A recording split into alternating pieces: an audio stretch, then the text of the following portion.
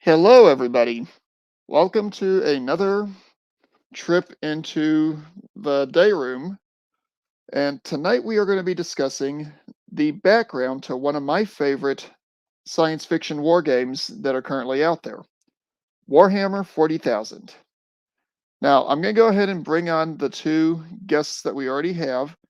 There's hope that a third one who also has experience with this franchise will be joining us, but he had some issues pop up over the course of the day, and he may or may not be able to come in. Kind of sad, but it is what it is. First of all, we are going to bring in MGTOW Outlaw. How Hey, are you what's this up, evening, guys? sir? I am great. How about you guys? Hey, ready to get this show on the road. Heck yeah, man. And we are bringing on Tommy D. How you doing, Tommy? Doing well. Now, I've got to give everybody a disclaimer, though. I don't have any actual experience with Warhammer. Perfect.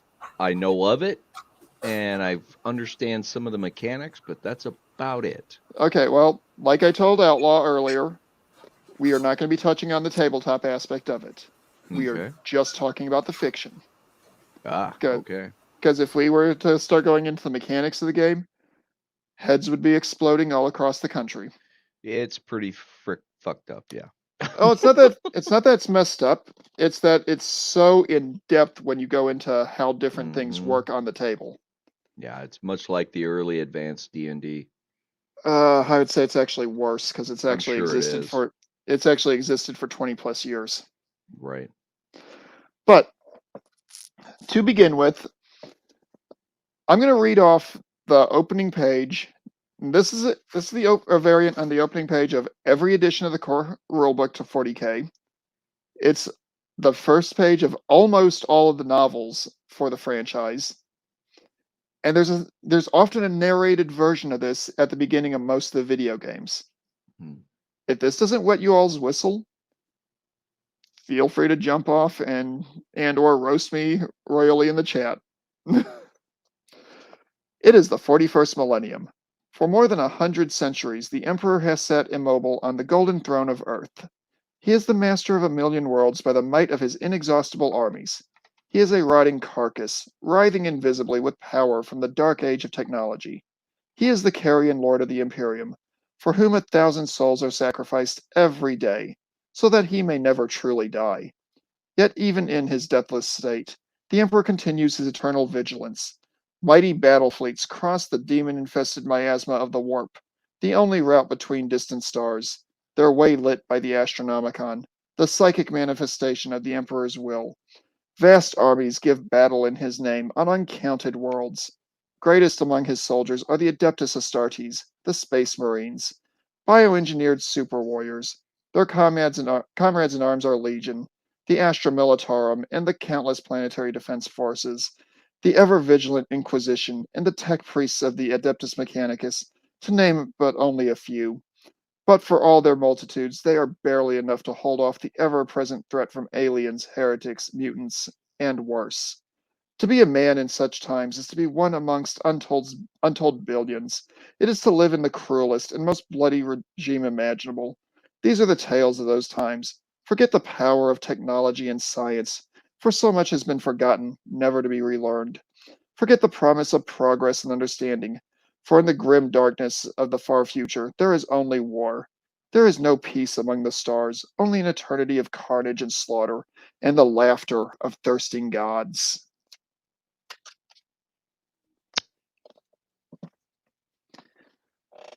If that doesn't set the stage, Mm. what does? Um, I'd like to make a comment right there because that sounds like Riddick really ripped it off. Um, okay, here, Dark Secret with 40K.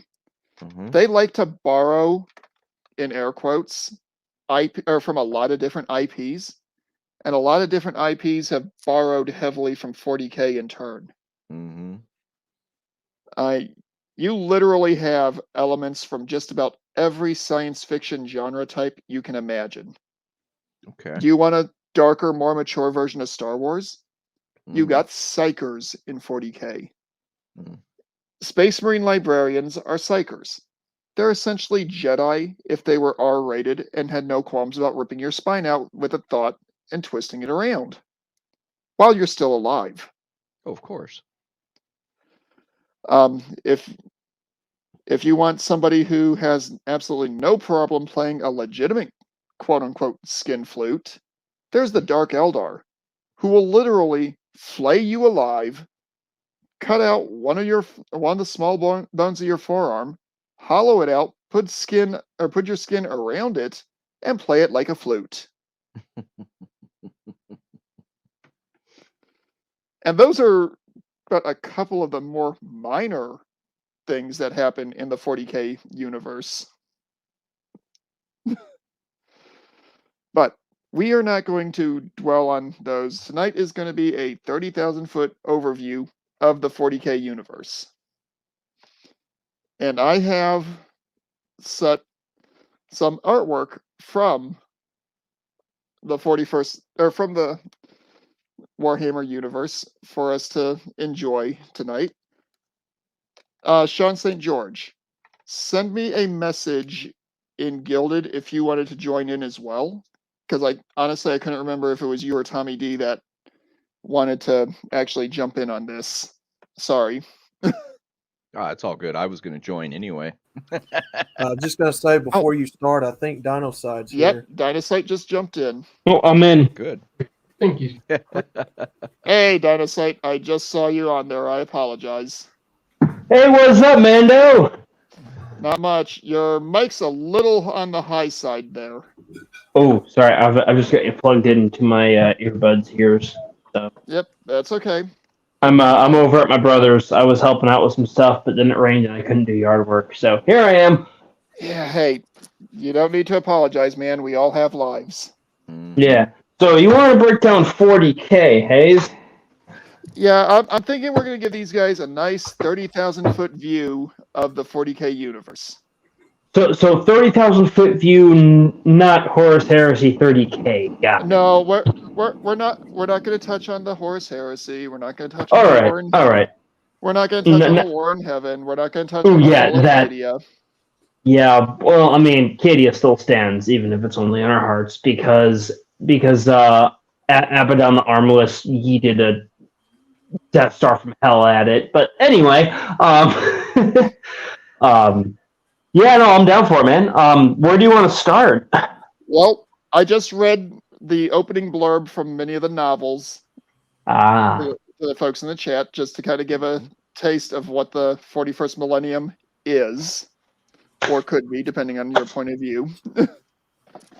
So I was thinking, let's start out with just what the Imperium itself is. Do you want to take this or should I?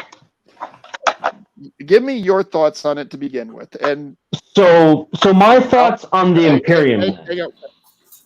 One quick second.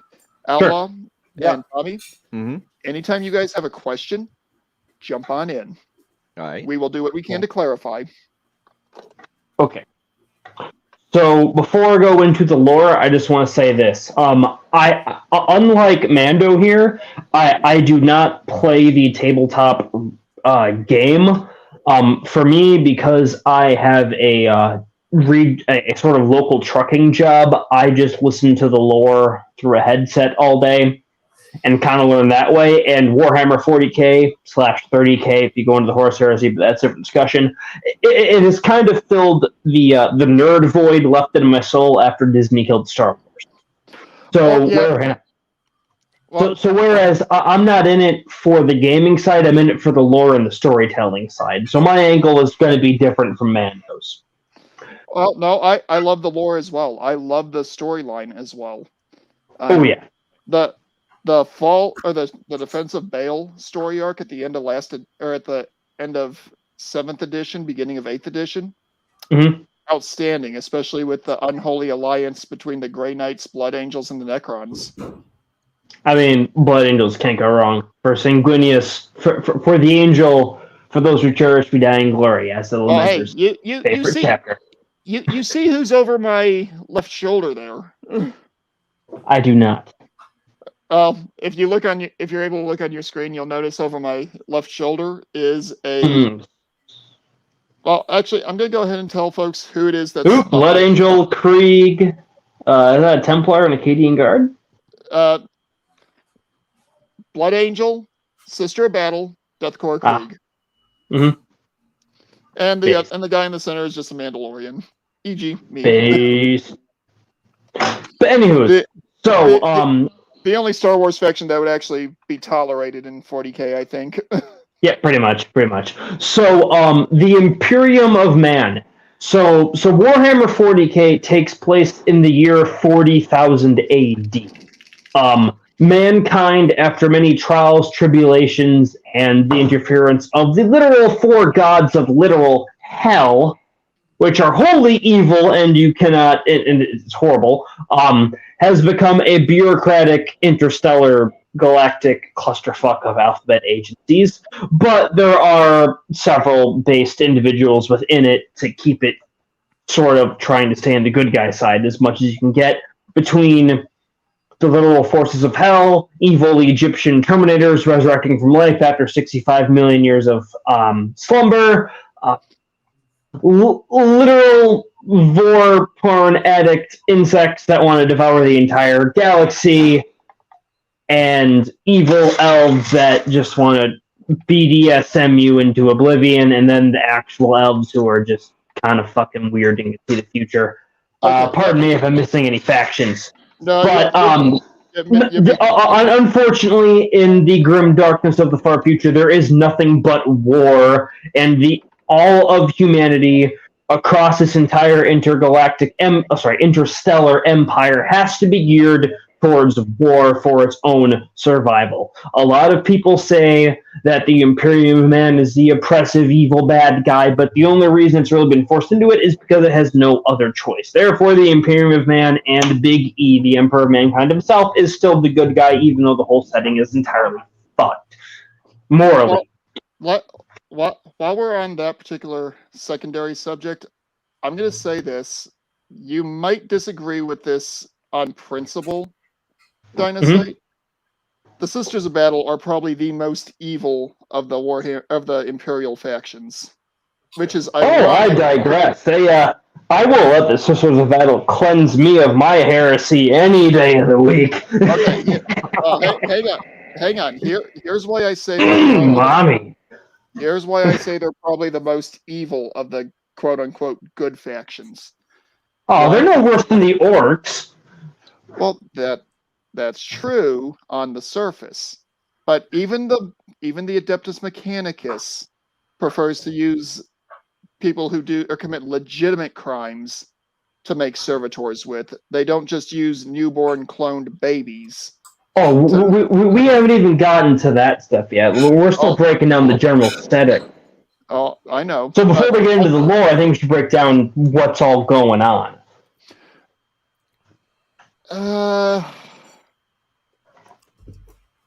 Honestly, that's probably gonna. Let's go ahead and just talk a little bit about the factions for this. All right. So we went into the Imperium of Mankind in the 41st millennium. So I think we should start with kind of going Big E, then break it down to the Custodes, then the Astartes, and then the Imperial Guard, and how that all works, and then we'll kind of switch over to the other factions. What do you think of that? What I've got on the screen right now is actually some artwork from from one of the fan sites for 40k. Yeah. And unfortunately, this is not in any major order. Mm-hmm. So what I'm thinking is go ahead and just do each slide, describe what the character is, what faction they're from, and what that faction is. Yeah, let's do it. Yes. So right now we've got the Sister of Battle on screen. Yep. Yeah. That is actually fan art of Alicia Dominica, the founder of the Sisters of Battle, essentially. Okay. But was she one of Celestine's friends or no? No. Okay. The Sisters of Battle were founded at the tail end of what was known as the Age of Apostasy. This was a period of time when the Imperium, which is already a hyper-religious group of zealotous jerks, makes the... does the audience know what the Emperor of Mankind really is to justify the existence of the Ecclesiarchy yet, or no? We haven't gotten to that point yet. So, do you think we should start with Yeah, that's what the probably not a good. ecclesiarchy is, then break it down to their militant armor, or no? Yeah, let's go ahead and give a little bit of detail. Okay. on Okay. that. So I think in order to do that, we need to go back to what the Imperium is. So the Imperium is essentially mankind's interstellar empire, and they are all united in the worship of the God Emperor, who is a essentially immortal godlike being who is ironically a figurative fedora wearing neck bearded atheist who doesn't believe in religion, but because of his worship has kind of become a god of order in mankind in the war, which we'll get into later. But however, in the Imperium, there are several different bureaucratic branches, one of which is the ecclesiarchy, which is sort of comparable to the Vatican in terms of Christianity. And because the ecclesiarchy, as a result of the Age of Apostasy during, I believe it was the 32nd millennium, I might be wrong. You're correct. Yeah, as a result of the ecclesiarchy's heresy against the Imperium in the 32nd millennium, they are not allowed to have men at arms. So they have instead what is the Sisters of Battle, which is several different, I guess, divisions of warriors. However, they're only women. Some of them are pretty much designated medics and nuns who give out humanitarian aid. Okay. Others are more or less geared towards epic battle. They're all pretty much based muscle mommies and power armor that do nothing but murder heretics and Xenos. And oh my god! Let me jump in for a second on that one. Yeah. The Sisters of Battle, you could very easily describe them as nuns with guns. If you're just going to break it down to the simplest, most bare bones explanation. Yes. Now, generally speaking, the sisters are reasonably nice if you're following the canons that they agree to. You can have two Sisters of Battle from different convents meet and literally have a brawl over their version of communion not being done correctly. Yeah. Even though they're technically the same faction, the finer points can cause them to get into spats. It can, yes, but neither is truly heretical. So the Sisters of Battle are the ecclesiarchy branch of the Imperium of Man's bureaucracy. They are essentially their right hand of the God Emperor to dish out the holy flame and retribution upon the heretic and the evil of the universe. And they exist under the authority of the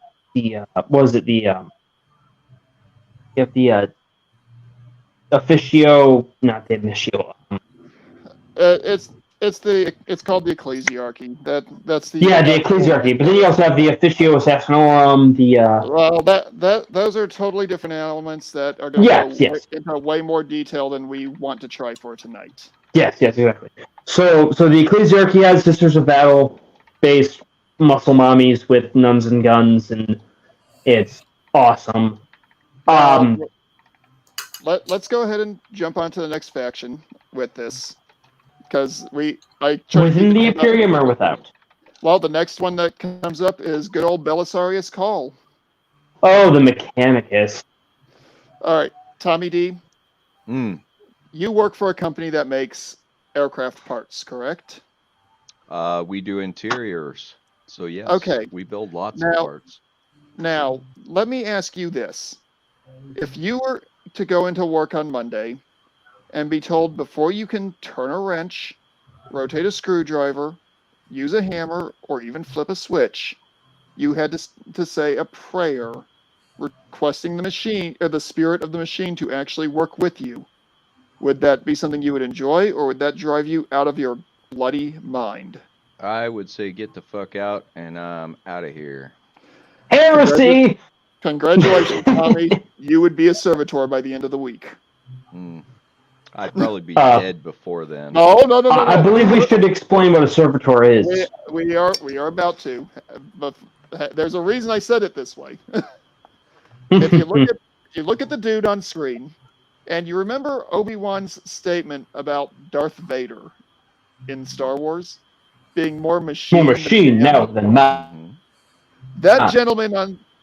that gentleman, loosely phrased on the screen, is Archmagos Belisarius Call of the Adeptus Mechanicus.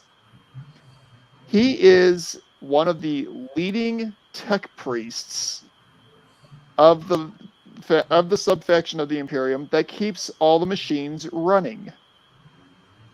There is literally a dude like this guy in every factory, power generator, auto mechanic shop, wood shop,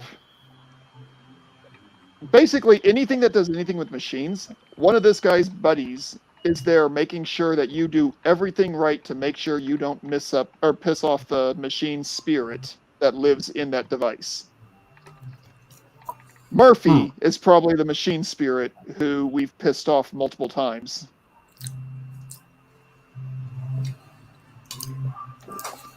Would you agree with that assessment, Dinocyte? Uh-oh. Did we lose you, Dinocyte? Think we did. Might have. Okay. Luke? Hey, can you hear me now? Yeah. Okay. Would you agree with that assessment of what the Mechanicum in general is? Yes and no. Yes, I would. They essentially worship. They essentially attribute their god to whatever sort of wills the various machines and technology they work on to work properly. Kind of like how we dread dropping a 10mm socket into an engine bay because it disappears into whatever pocket dimension it does, allegedly. I wouldn't know anything about that. They take that shit quite literally, and the only reason they work with the Imperium is because they have been essentially tricked into believing the Emperor of Mankind is their Omnissiah, which is their god. Well, I'm not going to say. Hang on. The Omnissiah isn't technically their god, it's more like their Jesus figure. And the Emperor of Mankind is still close. Granted, that's a potato, 6 in one hand, half dozen in the other kind of scenario. But yeah, I suppose. However, I believe it would be much cooler if we go into what the Mechanicum really works on, aside turning random criminals into essentially half mechanical slaves. They essentially work on giant mechanical kind of like Gundam battle robots that are like, 50 yards tall, covered in laser guns and plasma cannons. They keep all that shit running. They build all the guns, all the cool armor, everything, all the crazy spacefaring battleships. They build all of it. They maintain all of it. It's pretty fucking sick. I don't think they're quite ready for the Titans just yet. Now I'm intrigued. I haven't even explained what a bolter is yet. A bolter is pretty much a handheld Mark 40 grenade launcher, and it is awesome, and I really want one, but that would violate the NFA, and need I say more?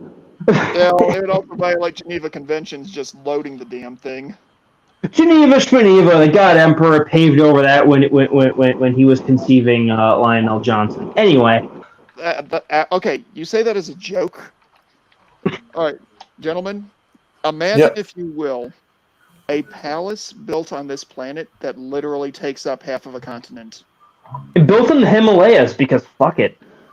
Well, yeah, if I remember right, it is actually lore accurate that the Emperor's throne room is inside Mount Everest. I believe it is, yes. And a bit of...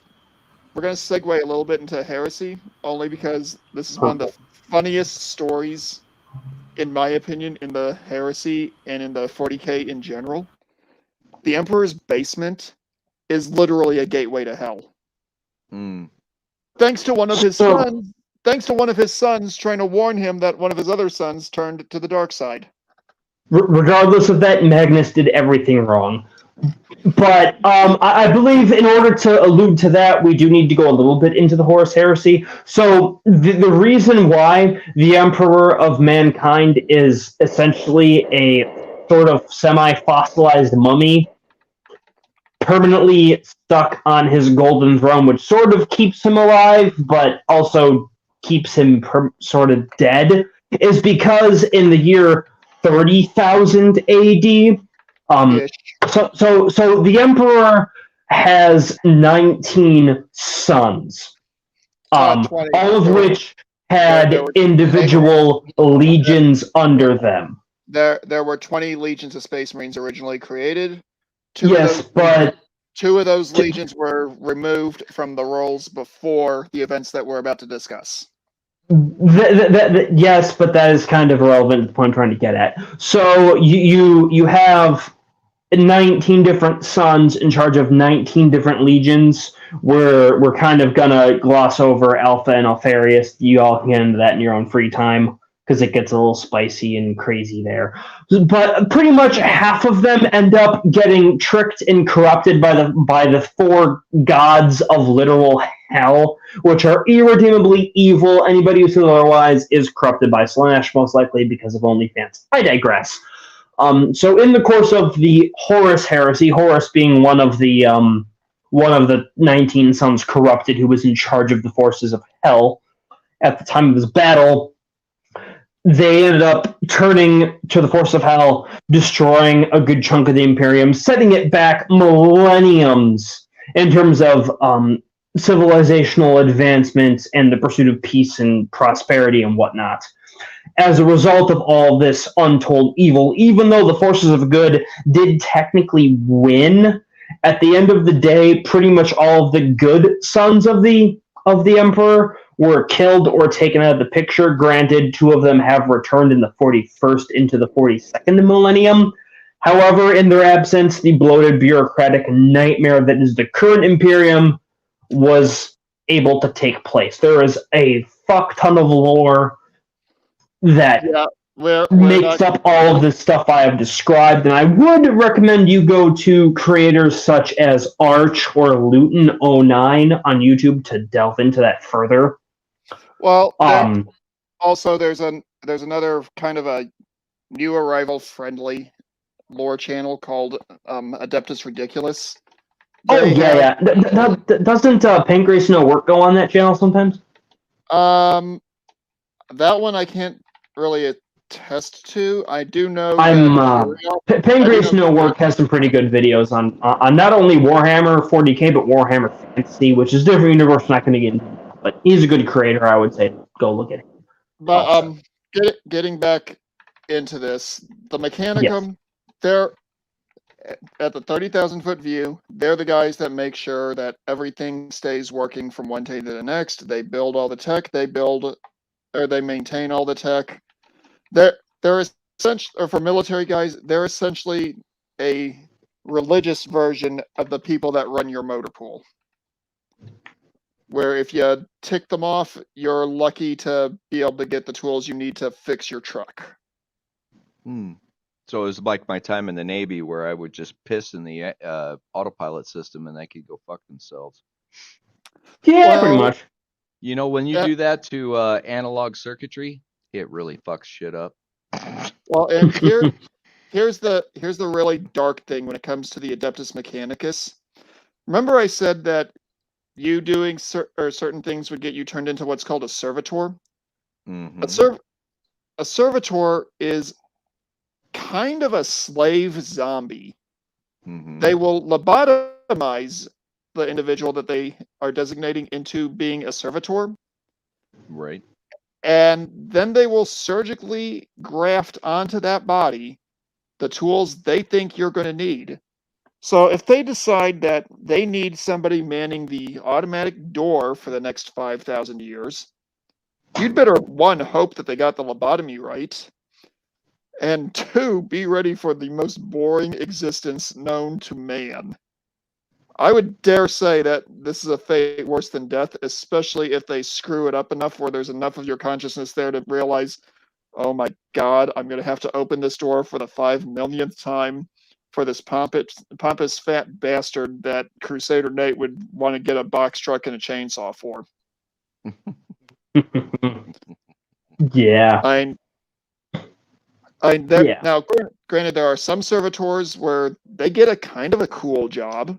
These are the gun servitors, and they're used to carry heavy weaponry from one point on the battlefield to another to help out Scutari or Space Marines, or The occasionally Scutari is the military branch of the Adeptus Mechanicus. Think of it as the mechanical, or let's say shop guys, mechanic guys, maintenance workers. Think of it as their entire branch of government and military. So the Scutari would be their dedicated warriors. The Space Marines are super transhuman we will be getting dudes to who are designed entirely towards war. And each of those factions have various servitors dedicated to serving what they need. So if you're hauling ammo, you're manning an anti-air gun or a security sentry gun, so to speak, you are a servitor in charge of that, not an automated system, because AI led to the entire collapse of humanity prior to the Horus Heresy in 30K and the destruction of the prior interstellar human empire before the Emperor of Mankind took everything over after its collapse.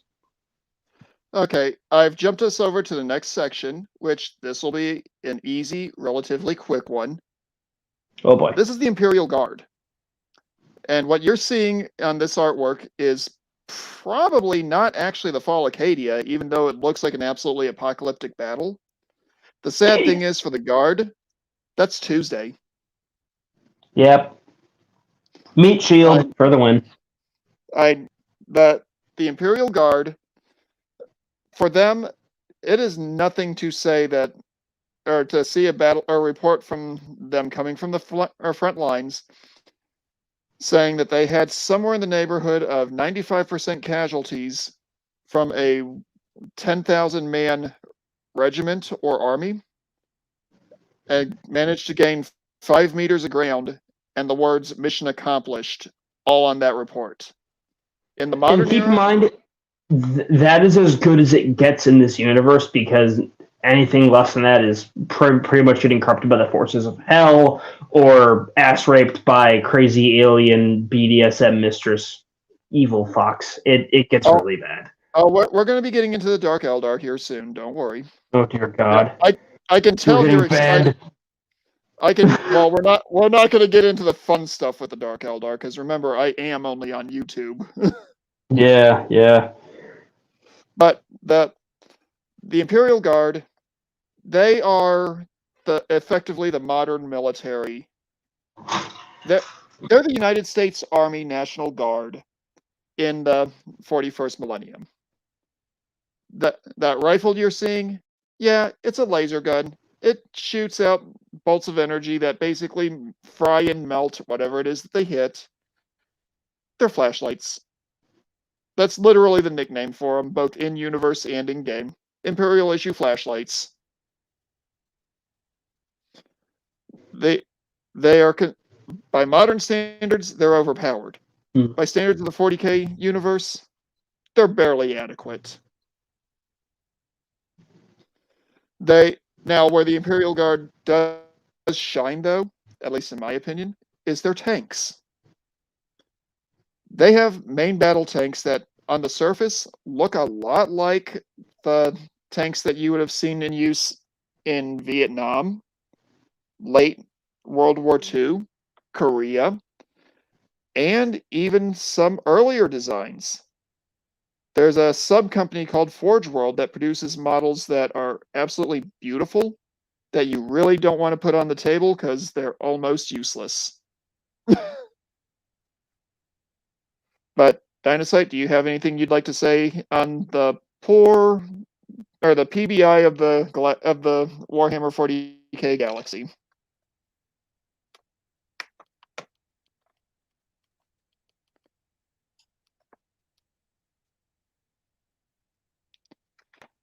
Okay. I'm going to take that as a no. Outlaw or Tommy, do either of you have any comments you would like to make on these poured sad saps that Pop would be going, you guys need to learn tactics?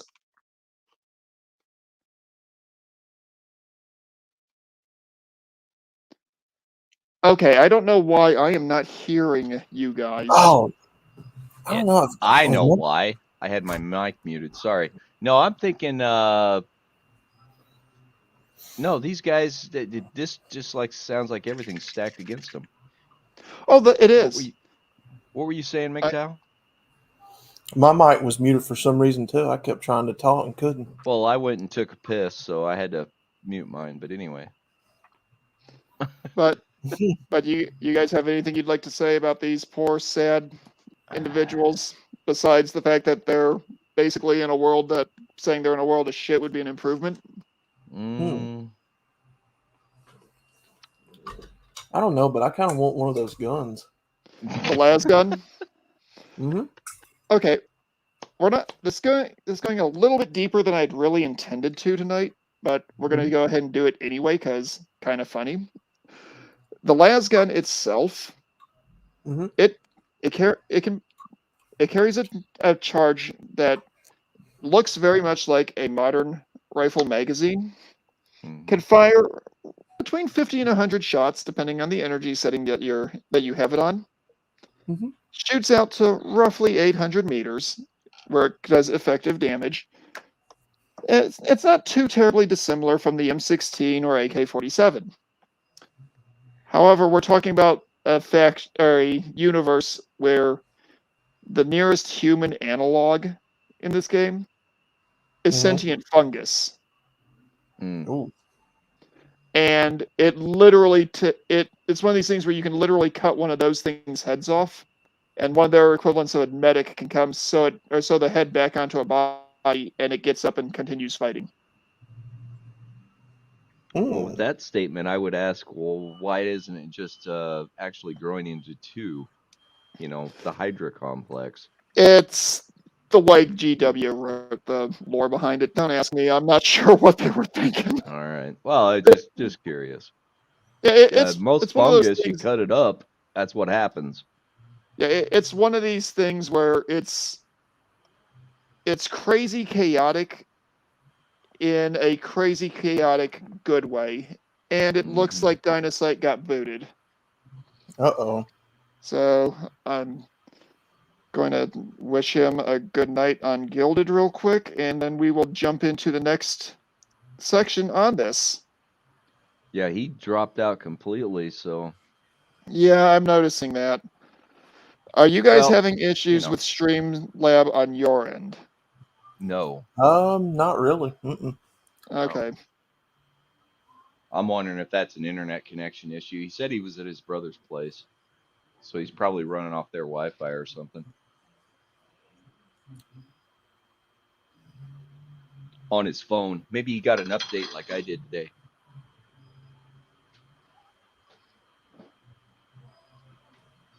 Hello? I heard you. Good. Okay. I'm kind of like I didn't get kicked too. No, I'm kind of like Pop when I'm trying to type. I can't talk at the same time. Oh God! Come on, man. Well,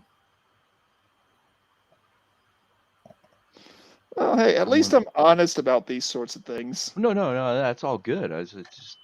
I'm building that shit you guys saw in the cool things photos. Oh yeah. All right, I am moving on to the next. I'm doing it while I got a freaking program manager standing over my shoulder asking stupid questions. Okay. The image that's on the screen now, this actually was a codex or a book cover for an old codex in a previous edition of the game.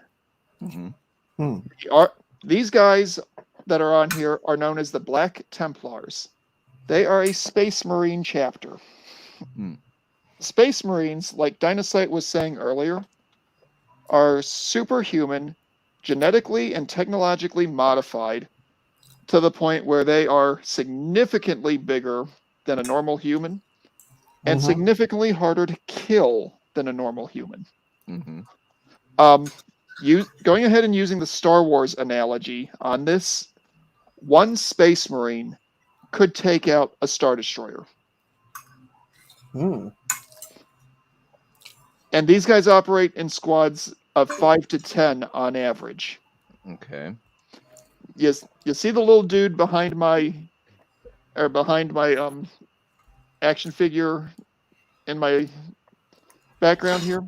Yeah, Yeah. in the red suit. Yeah, that is a Space Marine intercessor from the Blood Angels chapter. Mm-hmm. That big gun that he's carrying is called a bolter. It fires, and I quote, a mass reactive, armor penetrating, self-propelled, caseless, or case. Ugh. Basically, it fires a 40 millimeter armor penetrating grenade that is rocket propelled and caseless, Mm-hmm. and it will punch into you and then go boom. Hmm. So, imagine, Tommy, if on your P3s that you used to fly, you were to be equip it with a large cannon Right. and or equip it with a Mark 19 essentially, Mm-hmm. that would fire in 4-round bursts. Hmm. The thing is, that is the basic weapon of the Space Marines. Right. It's like the M16 was in the 60s. Mm-hmm. Yep. No, and the P3 was AGM 16? Or no, it was AGM 8. Okay, I honestly didn't know that the P3 actually carried any ordnance. I thought it Yeah, was they just did a have surveillance missiles. aircraft. Yeah, they did have missiles. And they didn't really use them, but they had, I can't remember what the hard points were. There was like at least 4 hard points on the wings. Okay, well, cool. You just taught me something there, buddy. Yeah, I don't remember the exact things because most of the time with, when I was in, they weren't really doing sub interdiction for the most part. They were doing more command reconnaissance, surveillance type shit. Cool. That, in fact, that's what they did the whole time I was in Japan back in 04, 05. Well, no, 05. It was 05. The 6 months there because they were trying to figure out where the Islamic terrorists that were trying to overthrow the Philippine government were, hiding out on one of the southern islands. But going back to the faction that's on Mhm. the screen, the Black Templars are what's known as a successor Space Marine chapter. Mm. They're not one of the original 20. Okay. At the end of what was known as the Horus Heresy, Robert Guliman, the Primarch of the Ultramarines, he decided that it made no sense for one person to be able to command a force of 10,000 at a minimum super soldiers at any given time. Mm. So he got it into his head that he would write up essentially a how-to guide for Imperial warfare. And this was primarily geared for the Space Marines, the Adeptus Astartes, but he also intended for it to be used as a guideline by the other branches of the Imperial Armed Forces. The Black Templars, they split off from a faction known as the Imperial Fists, and they turned Robote's pretty little book into toilet paper. Hmm. They are what's known as a fleet-based chapter. They don't have a home world. What they have is a high command space station that may or may not be mobile, that moves from sector to sector, and they send out fleets wherever they deem appropriate to engage in combat. Mm-hmm. So, Tommy, an outlaw. Yeah. Hypothetically, you two are planetary governors being invaded by alien forces. Mhm. Tommy, I want you to tell me what your planet has. I'm the commander of the Black Templars. You're calling me for both of you are calling me for help. Tommy, Hmm. you tell me what your planet produces for the Imperium that warrants one of my 1,000 or some of my 1,000 warriors coming to your base. Ah, yeah. Okay, so you got to sell the help. Exactly. And now, What can I trade? What can I now, trade to get your help? well, no, it's not what you can trade. It's what you produce for the Imperium as a whole. Oh yeah, to show that it is indispensable and worth saving. That it's Yeah. worthy of the possible sacrifice of between 1 and 100 Space Marines. Right, which are exuberantly expensive, I'm sure. Oh yeah, officially there's only 1,000 Space Marines in any chapter of the Adeptus Astartes. Mm-hmm. Remember what I said the Black Templars do with the Codex Astartes? Right. Wipe their ass with it. Yeah. Unofficially, the Black Templars may have as many as 10,000 Marines under arms, but since there's never more than 2 or 3 of their Crusade fleets in a system at any given time, no one really knows. They're one of the very few chapters that when a group of people known as the Inquisition come in and demand to know what's going on, they're one of the very few chapters that the Inquisition doesn't even bother trying with. Because too many Inquisitors go there to find out something from them and have ship malfunctions. Mhm. Or have some kind of an accident with the airlock. Hmm. Mm-hmm. Mm-hmm. Or in one rather extreme case, there was an unfortunate nebulous explosion of the solar system when they were there. Now Oh that yeah. that Star may or may Destroyer type shit. that may or may not have had something to do with a Necron fleet also operating in the same area. Details. But the big guy you see in the dead center of this image, he is a fully fledged Space Marine. He's probably a captain. You can tell from the big halo-looking thing behind his head and the sword. Mhm. Yeah. You'll notice in the front there's a guy that looks not too much bigger than the little surf dudes carrying the casket. Mm-hmm. In most Space Marine chapters, that's a scout. Mm-hmm. In the Black Templars, he's essentially a Padawan. He is Right. literally following one of these other big guys, the Sword Brethren, around, learning by example from the big dude. In other words, a squire. Yeah, a squire, a Padawan, whatever Mhm. term you'd like to use. Yep. Same thing. Jumping on to the next one. See now, wait Okay, a minute. Wait a minute. I had something to interject there. yeah, fire away. So these guys possibly have 10,000 armed, ready to go fighters. Yeah. They work outside of the normal process. Yeah. And they call them Black Templars. Yeah. Doesn't that sound a little bit suspect? Okay.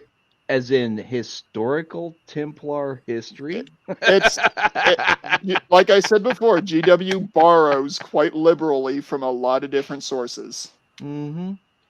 So we will see the downfall of this Templar group, and however long it takes. But yeah. Here's the funny thing.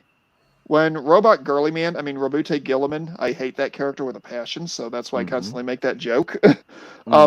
When he woke up from his about 7,000-year nap with a brand new set of armor, he went to each of the major chapters and delivered a batch of brand new reinforcements known as Primaris Marines. And he also basically looked over what each of them were doing and kind of was like, okay, hey, look, you're doing good. Keep doing what you're doing. Or he was like, okay, you need to kind of fix some of what you're doing here, buddy. The Black Templars, he went to what they were doing. He saw how many Marines they had and was like, you're a little excessive. split off a few of them into new chapters, but otherwise, you're loyal. I don't care how you're doing it. Just keep doing the job. Yeah. And if they can get it done, get it done. Yeah. Well, the thing is, Gilliman, he's a logistician more than he is anything else. Don't get me wrong, he's an effective fighter, but he's one of those guys who you would drop him in a supply cage, and after about 72 hours, that cage would be operating at efficiencies that would make the rest of the post go, what the F? In a good way.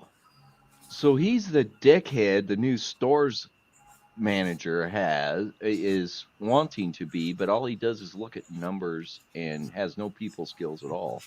In fact, the guy looks like the 1950s fucking pervert, but he's got no personality. Anyway, go ahead. Like I said, I'm probably overdoing it a little bit because of my personal disdain for this character, but you're not entirely off the mark given what I told you about him. Mm-hmm. But moving on, yeah. The next one is, this is my preferred chapter. And this is actually one of the few pieces of official artwork I grabbed for this. These are the Blood Angels, fighting off the Tyranids. Now, the Blood Angels, that's the same chapter that the guy behind my thing that I'm using in my avatar are from. What do you think their big shtick is? Well, it looks like they're using wyverns for battle mounts. Well, no, they're not. They're fighting against those things. Oh, okay. And honestly, they're getting their butts handed to them. Right. So okay. We're seeing swords and spears here. Is that what we're seeing? The Blood Angels, it's in their name. They're space vampires. Ah. Their Primarch, Sanguinius, is known to have been the most beatific of the Primarchs when he was still alive.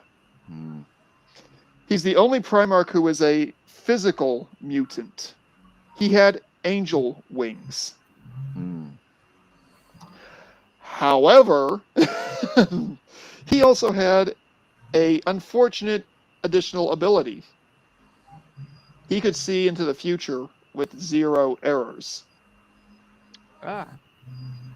He also had extreme anger management issues.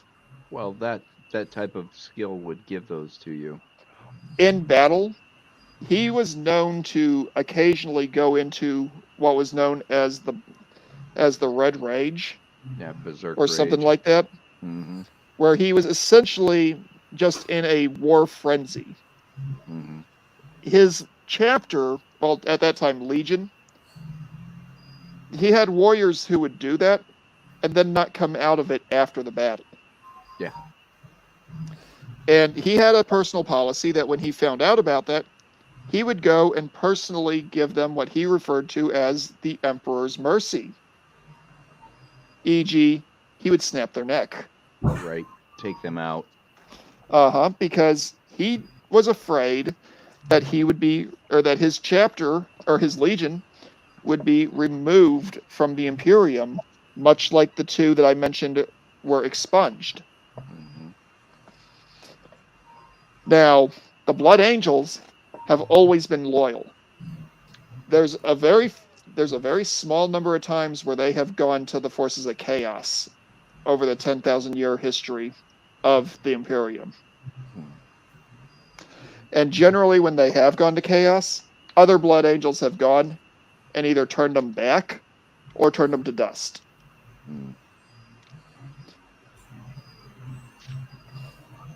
But here's one of the other shticks with the Blood Angels. Every one of them, when they're not in combat, is a highly skilled artist of some form or another. Sanguinius encouraged his warriors to learn some form of fine art to practice in addition to their practice of war. Mm-hmm. Sanguinius himself was a highly talented sculptor and painter. And don't get me wrong here, but I kind of got the impression that the Blood Angels are all female. No, there are Okay. no female Space Marines. Ah, okay. Now, Sisters of Battle, every one of them's a chick. Right, right. There are Okay, that's no where I was mixing them up. yeah there are no male members of the Adeptus Sororitas. Okay. But the thing, or there's been controversy about that over the years. Apparently, early on, they did try making female Space Marines, and as one of the GW executives said, they never sold, so they stopped making them. Well, you can only have so many Trunies before everybody gets sick of that shit. But What? What? Did I say that out loud? Sorry. Now, there has been some occasional debate as to whether or not Space Marines even have the urges. But I will point out when we get to the appropriate point, an entire legion of Space Marines started worshiping the god of pleasure and excess. Ah, yes. So I'm Yes, pretty sure, Bacchus. worse. Ooh. So I'm pretty sure they've got some of those urges. But unless you guys have questions or comments about the Angels, we're going to move on. I got one comment about this though, and I want to fire follow away. up on my comment because today you guys probably caught wind of the propaganda paperwork that I had from I the didn't local see it. union. Well, it was on a discussion in one of the shows. Okay. Or, anyway, so the local 751 machinist union has been sending me shit to try to get me to join all this crap and get them infiltrated into my job. So I sent that out today, the paperwork to Pop and Blake, Okay. so they can just rip it apart. Now, this all leads into what I'm talking about, and then it applies to the Truny comment. Okay. There was an individual at the post office today that looked like that frickin' teacher from Canada, but they were only G cups. Oh God. Oh my god, man. I can't stand those people. And That- this person that- was pleasant enough and didn't give any bullshit or, cause any ruckus, but oh my god. It's like, what the fuck? Anyway, Okay. back to the stories. We're jumping over to the next item. Okay, this is the first of the traitor forces that we're going to be talking about. Oh. This is a Chaos Space Marine. Quite possibly from what's known as the Word Bearers Legion. Mm. This guy literally worships one or more of the Warhammer gods of hell.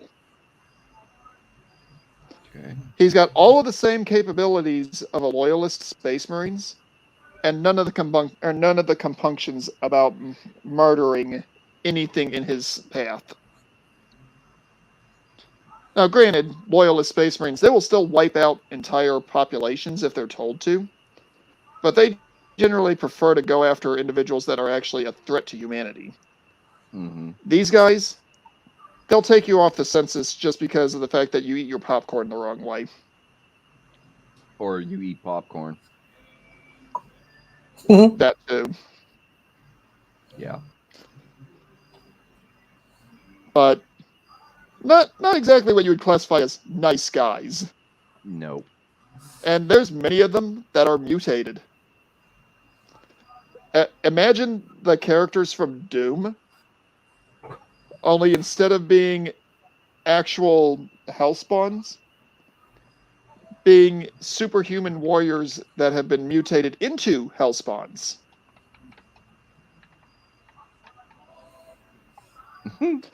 But we're going to go ahead and move on because we're already about an hour, or just under an hour in, I think, and we haven't covered even half of what I intended to go over. I almost feel like Rhino in this regard. Well, we haven't even been fucking with you that much. Okay. Well, Dinocide did, though. Oh, I that know. guy needs to shut up. Oh yeah. No, I'm just Well, learning. I'm not, learning not the gonna go lore. there. Okay. The gentleman on screen here is a Dark Angels Space Marine chaplain. Again, this is a loyalist chapter from a loyalist legion. If this was the Tommy, if this was the chaplain at any of your units when you were in the Navy, would you have ever missed a service? Only if threatened with death. Dude, little background on me. When I was in boot Mhm. camp, we had a really shitty install on the gym floor in Illinois at Great Lakes, Okay. and they gave me poor fitting shoes that didn't support my feet properly. Oh. So I had stress fractures from hell, and I ended up spending approximately 16 weeks at basic. So I doubled the time because at the time it was 8 weeks for basic. Doubled the time I Yeah. was there so I could heal. But part of that time I spent in the chapel, Okay. cleaning and taking care of the chapel. And there was one individual that I would say probably fit this guy's character. He was a Helen Brimfire Baptist, former Well, Marine atheist. okay. That, this particular chaplain may be what's known as an interrogator chaplain. The Dark Angels have a secret. At the end of the Horus Heresy, almost half of their legion may not have actually been loyal to the Emperor or to their Primarch. They may not have been full-on Chaos worshippers, but they were no longer working for the good guys. Mm-hmm. Well, the Lion, he brought his fleet back home before Gilliman split the legions, and somebody on his home planet decided to take a potshot at the fleet. And he proceeded to orbital bombard his planet to the point where the planet literally popped. Mm. Yummy. Popped Lionel planet. Johnson was on the planet dueling with his chosen commander at the time when this happened. Mm-hmm. And for 10,000 years, his location was quote unquote unknown. I like to joke that he was in the litter box for that entire time. But hey, details. So, what do you all think of the Dark Angels chapter / Legion? I like them. That's Not, intriguing. not really a take shit from anybody type of group, huh? No. Mm-mm. And this is one of 2 chapters that I play when I play Space Marines in 40K. Oh, fuck, man. I just got Mm. fired. Sorry. Really? Seriously? Not from work, no. Billy just fired me in the chat. Oh, okay. No, they can't fire me until I don't meet their due date, which is Tuesday, which is not going to happen. But anyway. Okay. Now, this picture might look like it could be one of 2 groups. Which one do you think it is? The poor sods with the shotguns, or the big Cthulhu-looking mantis thing? Hmm. That looks more like an arachnid thing. Mm-hmm. That is a Tyrannid lictor. He's just inviting these poor Catachan warriors until dinner. It reminds me a lot of StarCraft. There was probably a lot of cross-pollination there. I'm going to be Yeah. completely honest. But This one's much more Cthulhu themed because of the tentacles on the mouth. But yeah, okay, the I appendages definitely StarCraft. Anyway, oh, go ahead. well, you notice I've been painting on a couple of miniatures on and off Mm-hmm. during the stream. Sure. These are 2 smaller Tyrannids. All right, the Tyrannids they eat planets. Sweet. And we're not talking Galactus, pick up a planet, take a bite out of it like an apple. That each individual Tyranid is part of what's known as the hive mind. So there is Definitely no StarCraft. quote unquote individual Tyranid. There are some of them with a higher level of autonomy from the hive mind, and some of them that have what's known as a quasi hive mind. But for the most part, the NIDs or the bugs, I like to refer to them as bugs, they are essentially intergalactic locusts. Mm-hmm. When their fleets arrive over a planet, if the defenders cannot kill the fleet, they essentially have to kill the planet to get rid of the infestation. Right. StarCraft. Yeah, these guys make termites look like a nice house guest. Well, they make Starship Troopers look like nothing too. Oh yeah. Because you could take out the bugs in Starship Troopers. You could get them out of a planet. Oh, you can take these guys out too. It just takes a lot of killing. Mm-hmm. The one that's front and center in this image, like I said, that's a Tyranid lictor.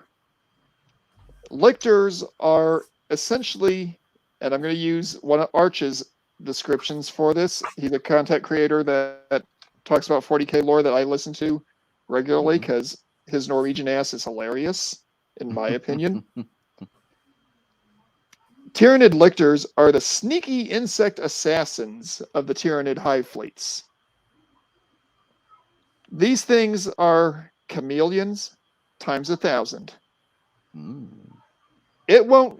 won't know it's there unless you've got really good sensors, or a highly skilled tracker, or it decides it wants you to know it's there. Those tentacle things on its mouth allow it to essentially eat your knowledge. So they're mind flayers. Basically, yes. And if one of these things comes up behind somebody and decides to just hold you in what looks like a gentle hug and let its tentacles go into your head, it's interrogating you and enjoying a nice meal. It's sucking all your knowledge. Yeah, exactly. Mm-hmm. So if one of them were to be dropped into a certain city in North America, it would die of starvation.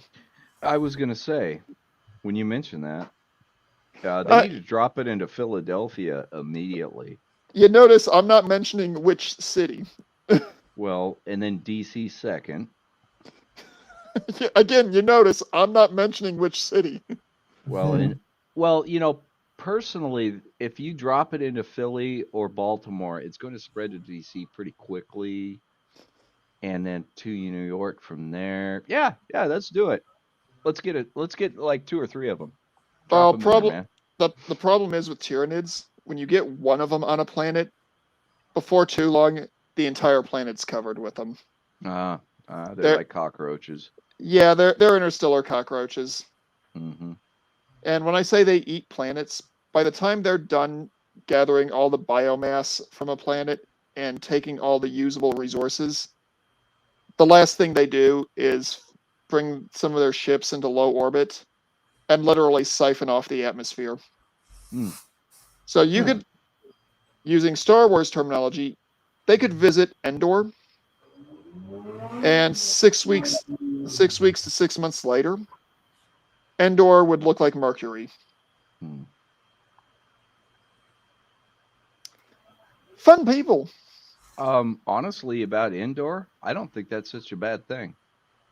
By the way, not fully painted yet, but here is one of the little Tyranids. Almost cute, wouldn't you say? Go full screen on that. Yeah, absolutely. Go full screen on that. I want to see it a little closer. Absolutely. No. Sorry, my camera's My camera's a little Oh, there we go. garbage. I just had to switch over to StreamYards. I was watching it on YouTube. Yeah, sorry, the camera's a little bit buggy on focus. Back it off a little a little further. There you go. Right there. Yeah, man, that's a pretty cool little fucking figurine. I like it. Yeah. Ugly little monster. But yeah. kind of cute for how ugly it is, too.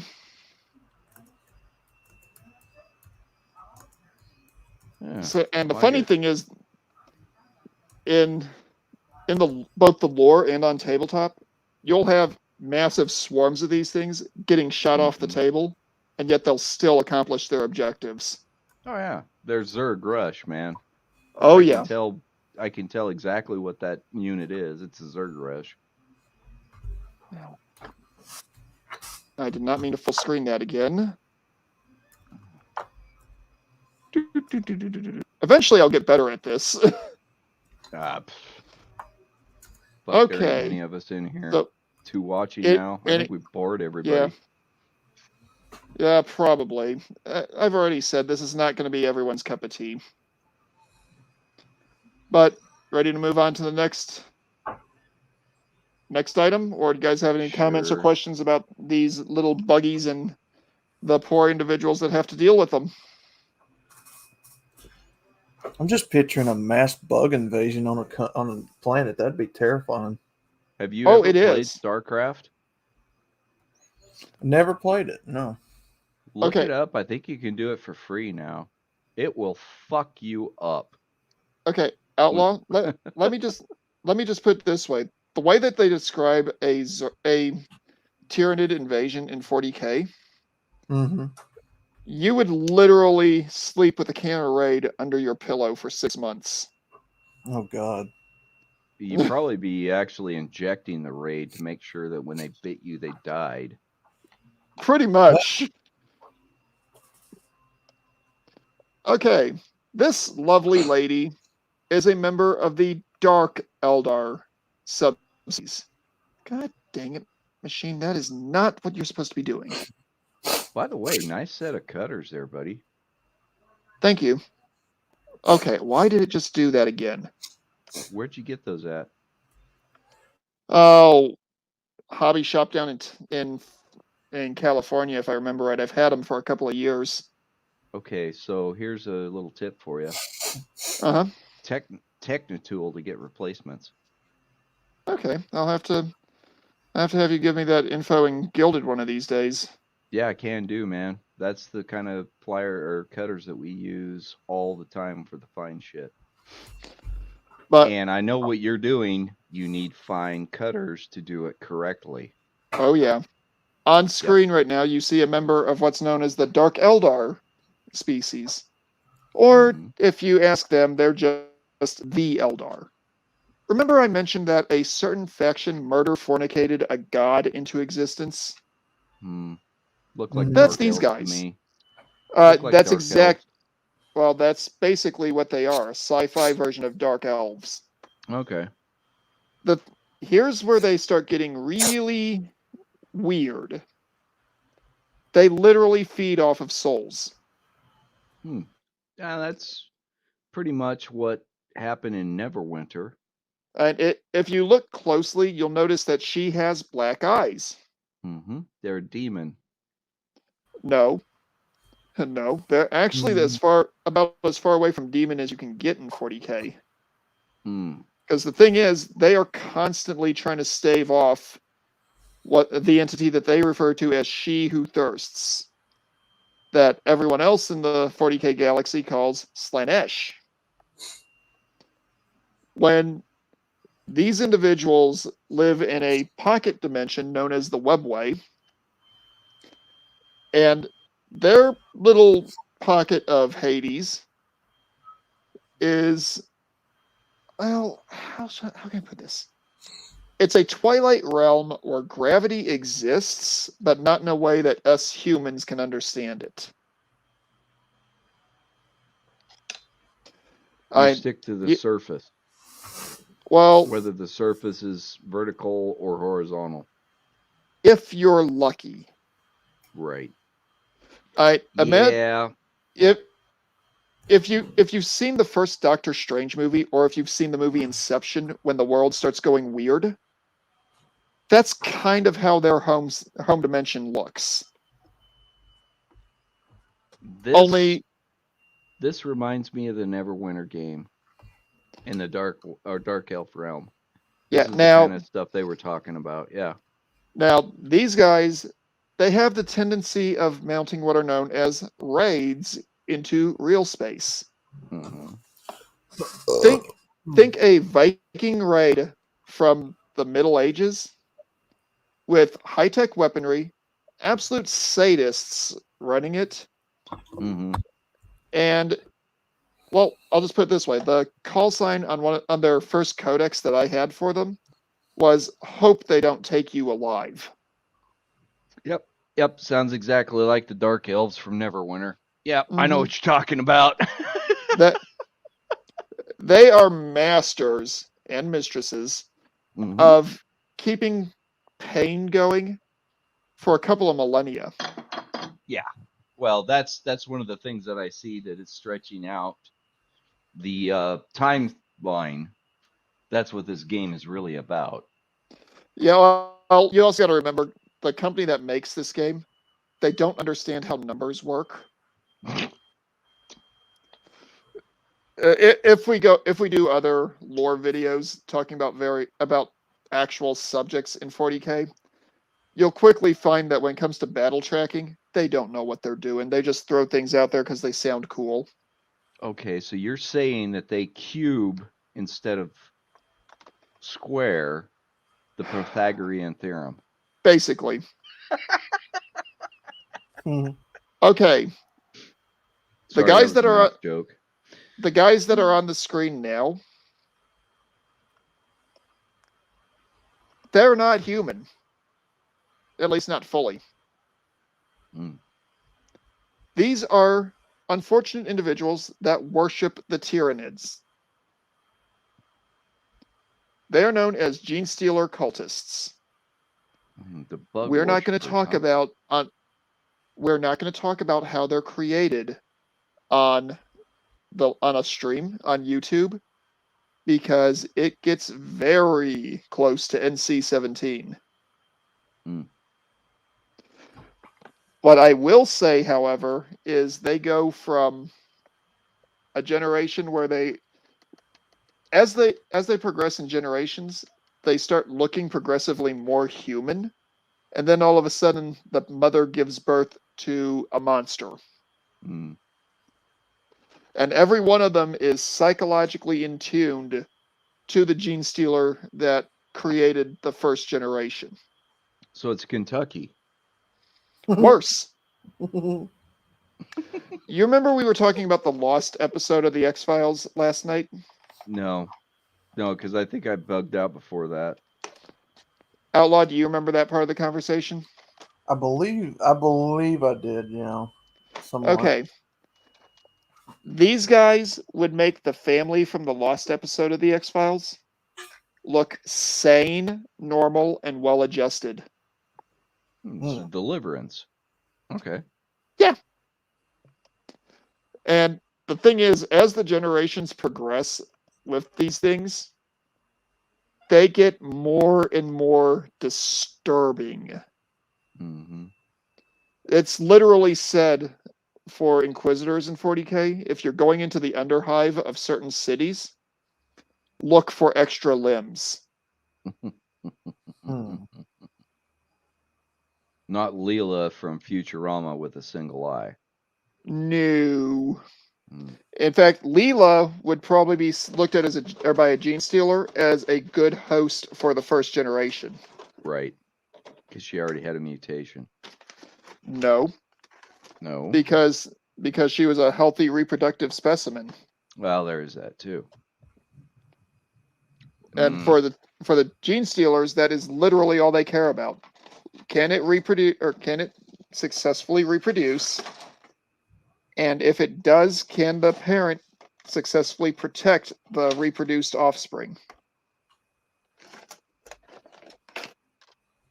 Because the more gene stealers are on a planet, the more likely a Tyranid invasion is going to come to that planet. because they create a psychic beacon just by their numbers.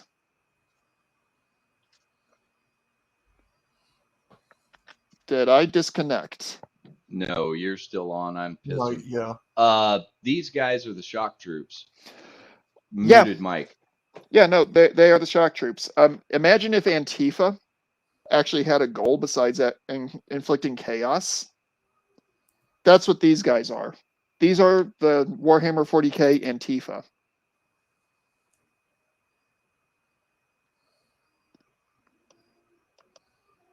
Hmm. Okay, the next picture I went ahead and jumped to. I skipped a couple of them because we've already covered to a certain extent. I don't feel like beating a horse to death any further. This is a craft world Eldar, basically drawing upon one of their gods and are basically asking it to help them in a war.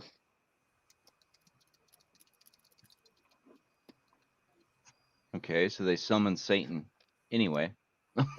What they essentially do is they summon, I'm not going to necessarily say Satan per se,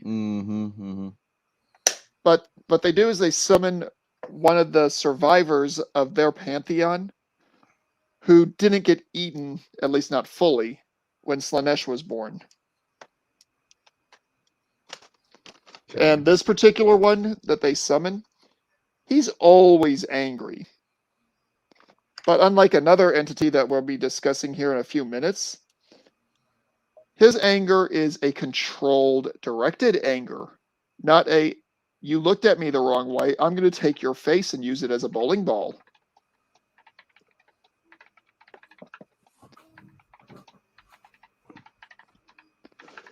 But Sorry, I got Jimmy's ear at the moment. I'm fucking giving him shit. That's okay. The Craft World Eldar, every one of them is psychic. So in addition to that, every one of them also has a very unfortunate habit of getting highly obsessed with any path they decide to start to follow. It's very easy for a member of the Eldar species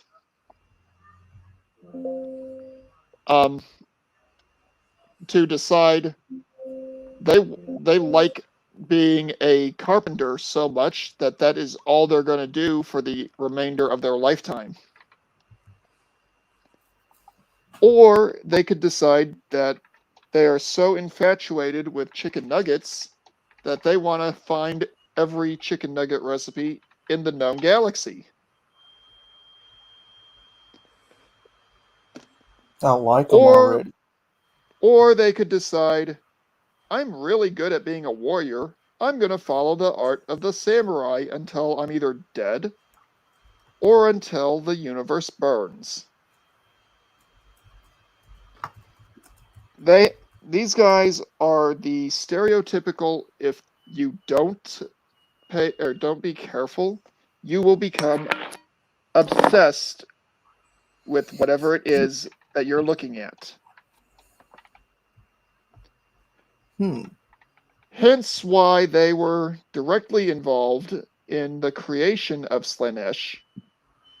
Because as all of us in this community know, pleasure can be addictive. And certain kinds of pleasure can cause a type of addiction where you're looking at more and more extreme ways to get that pleasure.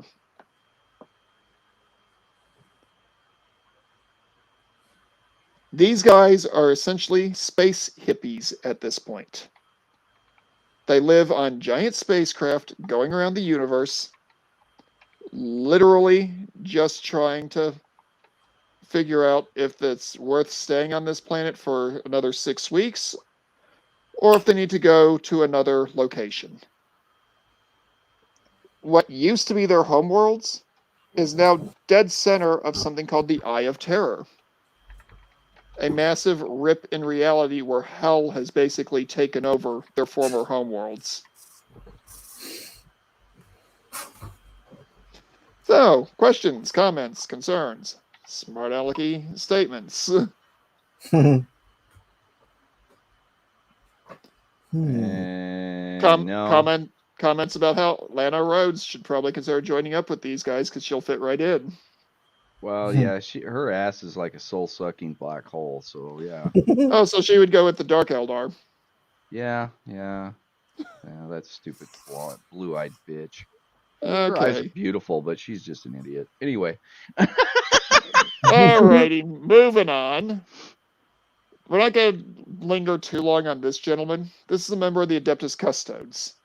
He is one of the 10,000 warriors who defends the Imperial Palace and the Emperor himself. In the days before the Emperor was on the Golden Throne, there would never be less than 300 of these guys accompanying Big E anywhere he went. I have a problem with the Golden Throne. Was it a toilet or was it actually a throne? Yes. That's actually a joke I've made a few times. Okay. Well, that- at least we're thinking the same thoughts. There have been a few times I've been at the Warhammer store hanging out, doing some hobby work, or trying to get a game in, where I've jokingly said, the Emperor wasn't mortally wounded by Horus. He was mortally wounded by Magnus's chili, and he's been on the throne for the last 10,000 years trying to expel it. Once he finally gets that taken care of, oh my goodness, the Imperium's going to need some help.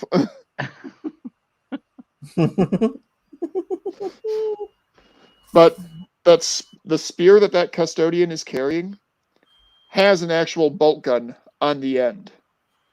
Well, that actually looks like a poleaxe, not a spear. Well, no matter how you want to describe it, that thing has a bolt gun on the end. Mm-hmm. That weapon that he has in the scabbard is supposed to be a sword for any normal-sized human. For him, it's a dagger. Ah, yes. If a Space Marine takes a lot to kill, these guys make Space Marines look like locusts. So let me guess, they have self-healing properties, and No one knows all the. superhuman. No one knows in the. All right, in the 40K universe, no one knows except for the Emperor exactly what a custodian is capable of. They are functionally immortal. Okay. Unless they're killed in battle, there is no other way that these guys are known to have died. And probably killing them in battle takes a nuclear blast. There's actually a short story where one of these guys laughed at a nuclear bomb detonating. Now, to make matters even more hilariously bad, there's a Necron who actually captured one of these guys in the equivalent of a Pokeball and had him in a museum for somewhere in the neighborhood of 10,000 years. That the custodian had no idea this had happened.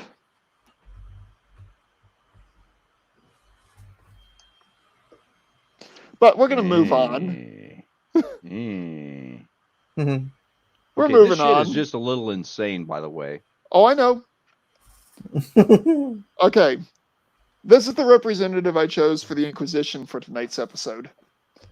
This is an individual by the name of a Vindicar assassin. They don't look Spanish. Guess what this individual's skill set revolves around? Assassinations? What type of assassinations? I would say bolt gun assassinations. These guys specialize in providing JFK haircuts. Ah, yes.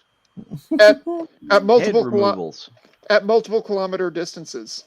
Oh, I like that. They probably use smart bullets too, so it's multiple. They can go over the curvature of the earth and all that good shit. Well, the thing is, there are 3 different flavors around that these guys can carry in addition to standard slugs.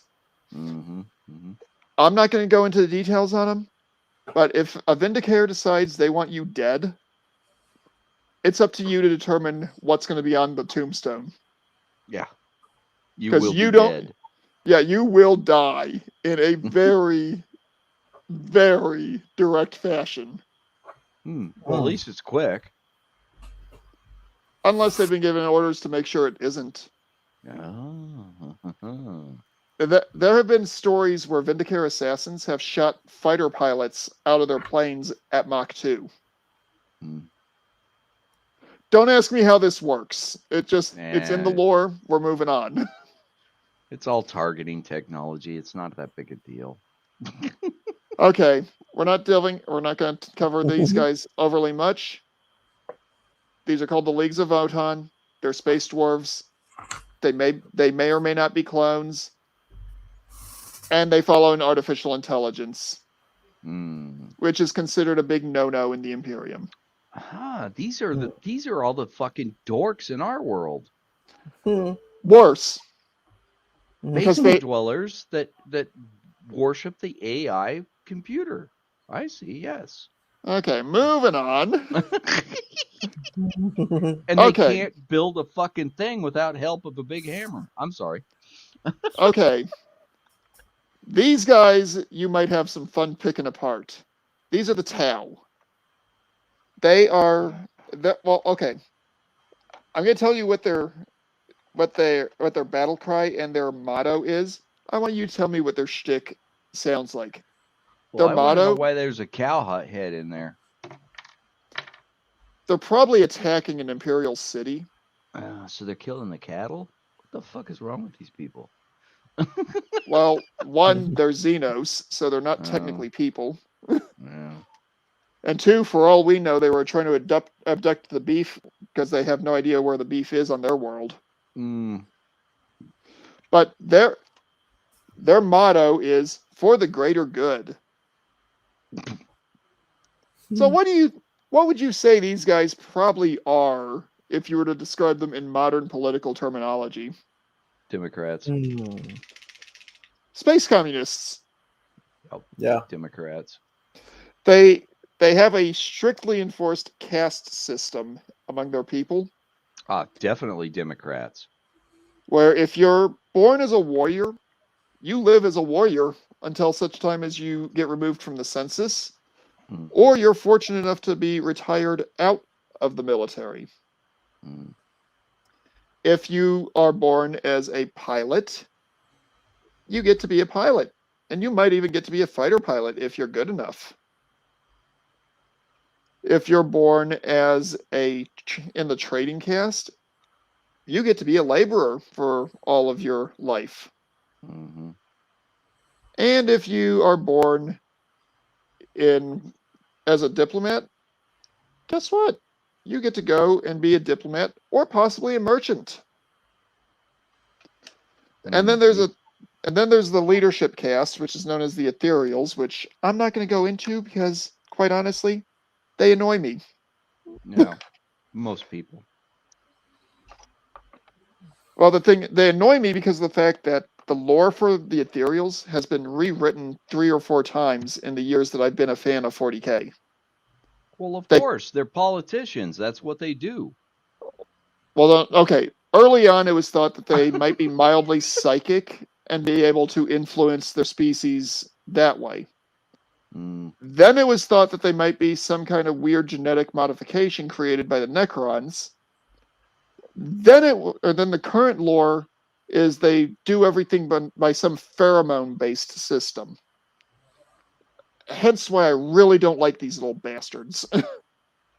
Sounds like a typical politician. Yeah, they can't keep their story straight. Oh, speaking of the Necrons, these are those 65 million year old undead robots that Dinocyte was talking about. Now, Necrons are a fun faction lore-wise because literally you look at the surface of them and it sounds like they should be homogenous. Ancient Imperial robots waking up, wanting to take over their territory again, not caring about the little meaty things that are currently living on said planets, thinking that those belong to them. You dig into them, they have multiple dynastic orders that may or may not be willing to work together. They have multiple named characters that have all sorts of weirdness going on. There's one Necron who has robot Alzheimer's. He literally still thinks he's a living being. And let's just say he is very fond of the Sisters of Battle, and they don't much like him.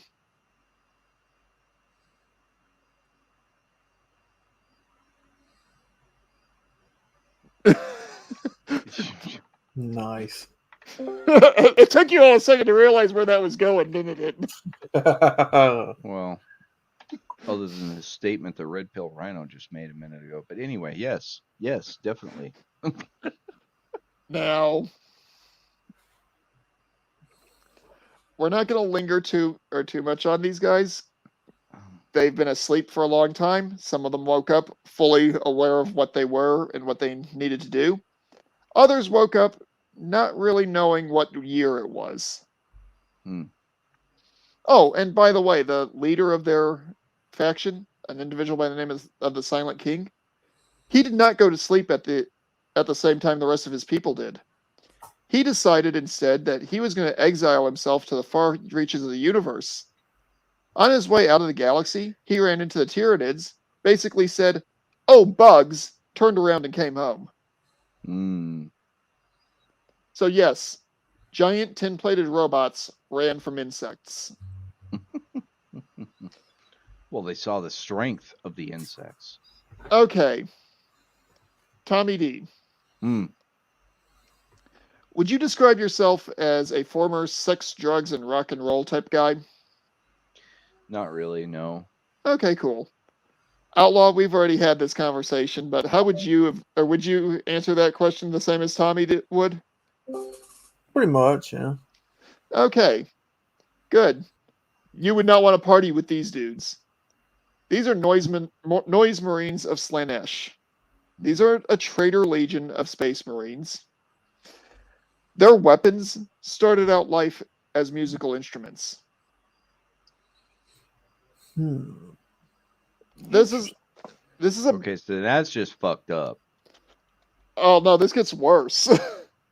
the quote unquote concert that they put on for their Primarch that was gonna debut all these instruments / weapons literally caused all the humans in their expeditionary fleet that were present to go insane and begin a murder orgy. I was thinking they were gonna scanners and their heads exploded. But anyway, okay. Yeah, these guys take bad to an extreme that even the Democrat Party of our modern world would say is excessive. I find that hard to believe or accept. AOC. Okay, AOC would spend 5 minutes with a noise marine, come back and decide to go to a convent. She should, honestly. And she would be a born again virgin afterwards. Right, and one that is a silent convent. Well, thing is, if these guys hit a C minor on their instruments, New York would lose half of the boroughs. Okay, so you're saying these guys have discovered the brown note that was detailed in South Park Yes. that destroyed the Earth. Yes. Okay, gotcha. And that's the least. And that's the least of their excesses. They have a character by the name of Fabius Bile, who he started out existence as one of their medics. He is turned into the 40K equivalent of Dr. Frankenstein. With no morals, no ethics, no compunctions, and always wondering what will happen if I replace this organ with this thing.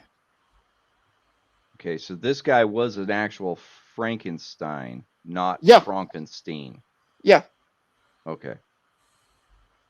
And I mentioned earlier, I don't know if it was on the stream or on the pre-stream, that it's questionable if Space Marines have reproductive urges in the same way as other people do. That's Well, are not they a welded into their suits? No, Like they are in not. StarCraft? Okay, No, they are StarCraft, not. they're welded into their suits. Well, in these guys' case, for most Space Marines, especially loyalist ones, they probably just don't care about reproductive activity. Mm-hmm. In the case of these guys, if it's something that causes pleasure and can be taken to excess, not only are they interested, but they don't care if the person that they're looking at is also interested. Yeah. And they don't care about the species or the gender. Oh yeah, they just want to fuck it. Basically. Gotcha. Okay. We're going to kind of speed through some of these, unfortunately, because we did tarry on some of them longer than I meant to. The big guy in the armor that looks like it's growing tentacles The spiky suit. is a plague marine of Nurgle. That sister of battle who's aiming her shot or her bolt gun at him. Whether he dies from the shot or not, she'll be asking to be shot afterwards. Mm. These guys are literally walking plague factories. Just an unarmored human just standing near one of these things is all but guaranteed to get at least 3 different forms of plague before they even turn around and walk away. Pop's buddy Riggs, Mm-hmm.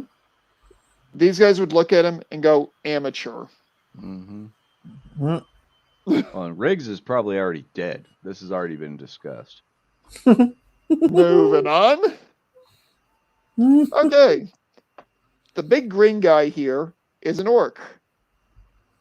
If it wasn't for the fact that they are probably about the size of a space marine and probably about as bright as a burned out light bulb, most of us here would probably consider orcs to be fun guys to hang out with. Please tell me you noticed the pun. Ordnance guys. Mm-hmm. Mm-hmm. No. Well, yes and no. These guys are living funguses. Yeah. Ah. Yeah. I remember I said that there's a faction of aliens in this game that if you cut their head off, one of their docs can take the head and attach it to another body, and it'll get up and go back to fighting. Mm-hmm. That's these guys. You notice in the background, those are Imperial Guardsmen shooting las guns and auto guns at this thing. Mm-hmm. And this orc is doing something incredibly unusual for orcs. It's running away.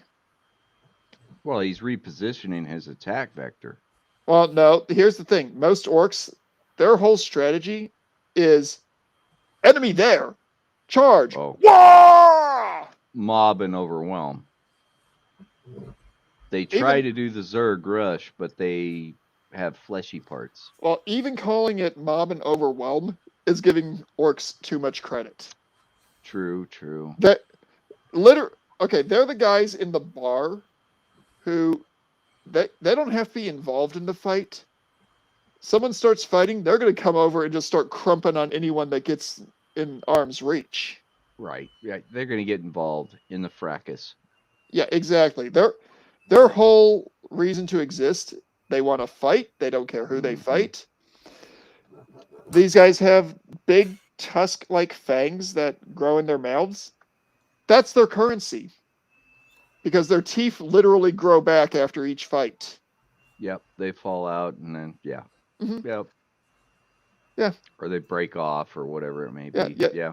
If you punch an orc's teeth out of his mouth, you're essentially a rich man in orc society for however long you can keep those winnings.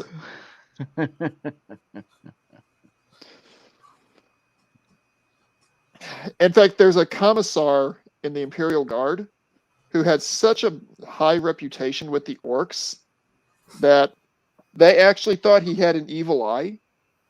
And to play into that, he literally had one of his eyes removed and replaced with a small laser weapon. Just to fuck with the orcs. So he got the sharks with the freaking lasers on their heads. I like it. Yeah, you make that joke. There's probably an orc army that's been converted to have that.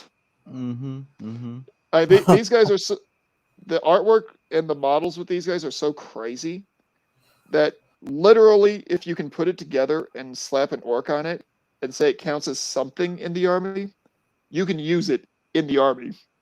Well, and some of the bitches that I've heard about this whole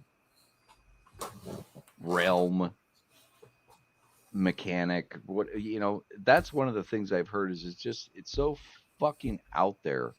Oh yeah, it's intended to be out there. Like You I just said, make the shit up as you go along. well, like I said, this is intended to be kind of a parody of the 1980s and the 1990s. Hmm. We're gonna jump to the next one. Well, this was probably the result of D&D trying to do large scale battles, and they just went after that. It probably was. D&D is not set up for that, and it never will be. And Gary Gygax was such a douchebag, fucking hubris motherfucker. Okay. Anyway, the lady on screen now is another member of the Sisters of Battle. No, this is McEnany. Okay. The former press secretary for Trump. Okay, so you're saying Kayleigh McEnany? Yes. Have you not seen that fucking meme? I don't think I have. It is exactly this. I will have to see her face on it. I will have to see if I can hunt that down. I will look for you now. Go ahead. But this character is Saint Celestine of the Adeptus Sororitas. She is technically alive, but she's been declared dead more times than Lazarus. It's basically described where she's the greater demon of the Emperor. Mm-hmm. She shows up when the Sisters of Battle are getting their butts handed to them at a rate that is obscene, but is an important enough battle that the Emperor might want to have a representative there to make sure things can be turned around at least slightly, or to ensure there's survivors. Little Miss Celestine here was directly involved in waking up Primarch Gilliman. And unfortunately, she failed to help keep Cadia from going pop. Can't really blame her for that because she could not really get into orbit to stop Abaddon from dropping a space station onto the planet. Moving on. Okay. Who here likes Vikings? I like Vikings. Who doesn't like Vikings? Who here likes wolves? Mm-hmm. Who doesn't like wolves? Now, how would you like space Vikings in power armor with bolt guns and shields with giant wolf pets? Oh, I thought you were going to say they were wearing wolves. But okay, I like it. And here's the other thing. Some of them, because of a genetic anomaly, have what's called the curse of the Wolfen. Oh, they turn into werewolves. They can turn into werewolves. Oh, nice. Just like the Blood Angels have their little vampiric tendencies when they get too angry. Space wolves can start turning into furries when they get too angry. Oh, God. Difference is, unlike the furries in our world, these furries will kill you and eat you. And they won't care one iota about whether or not you taste good with pepper. Oh, they don't give a shit. They're just looking to eat you. Basically, yeah. Fun characters. On the table, they are a pain in the butt to shoot off. Alright, this is kind of a group shot of a lot of different sub-factions, mainly Space Marines in 40k. What you see up at the top is either the Eternity Gate or the Golden Throne, and this is the procession that leads up to it. You see several different Space Marine chapters, some codices, or not, some custodies down here. And in the dead center is a character that's supposed to be a Blood Angels special character by the name of the Sanguinor, who may or may not be a psychic reincarnation of their Primarch Sanguinius. And this ugly individual over on the side holding up the fiery sword is Robute Gilliman, the resurrected Primarch of the Ultramarines. Moving on. All By right. the way, found it. About to share it. Okay, you want to do the share screen? Yeah. All right, let me get to the right screen here. I've not done that yet. Copied it. Fuck, now I gotta find it. I just saved it. What the fuck? Okay, well, we're going to continue on. The guy on the screen for right it. now is a member of the Thousand Suns Space Marine Legion. This is one of Magnus's boys. Every one of them has one of two issues. They're either psychic or they're afraid of dirt devils. They're afraid of dirt devils because every one of them that didn't have psychic potential beyond a certain amount was sealed in his armor and turned into dust after their chief librarian did a magical / psychic spell to stop all mutation within the Legion. He stopped the mutation all right by rendering them essentially golems in their armor.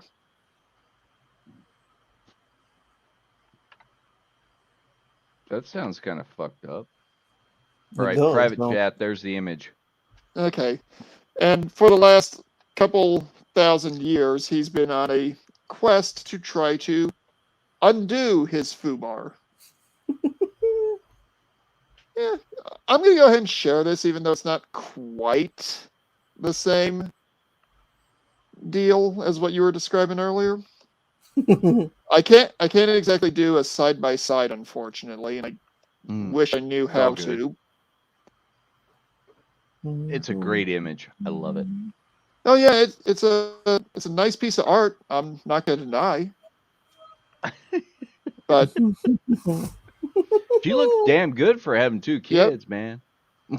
yeah, you notice I'm not arguing any of that. I'm really not.